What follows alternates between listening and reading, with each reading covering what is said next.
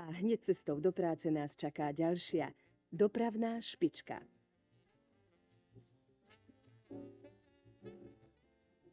V číslach je to preprava elektrickou dopravou viac ako 50 000 a autobusovou viac ako 40 000 cestujúcich v raňajšej špičke.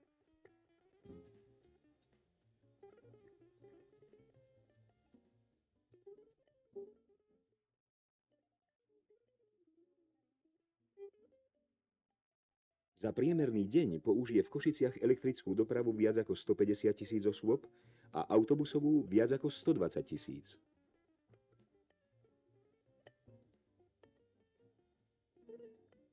Sme však vždy pri cestovaní v uniforme dopravného podniku či v úlohe pasažiera vyspelými občanmi svojho mesta?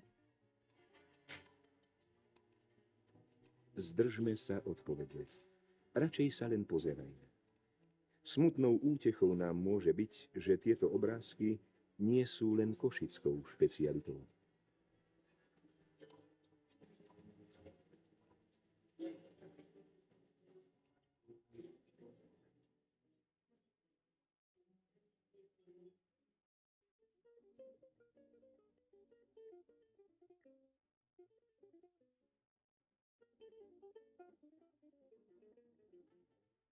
Medzi tými, ktorí dlhé hodiny prepravujú cestujúcich v mestskej doprave, je 36 kolektívov súťažiacich o titul Brigáda socialistickej práce.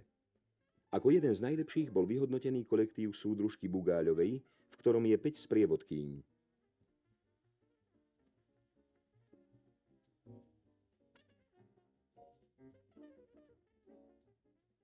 Medzi najlepšími vodičmi v súťaži Pracujem bez závad v elektrickej doprave sa umiestnil Jozef Žák.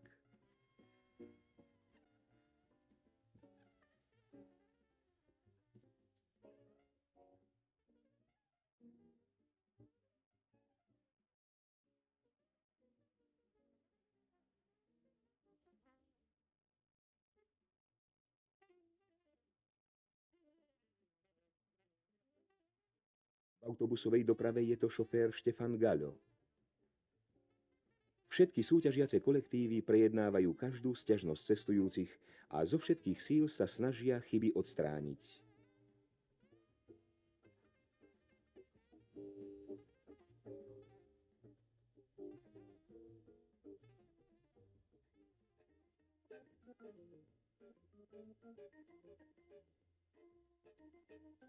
Električky, autobusy, tak ako všetky zariadenia, potrebujú údržbu.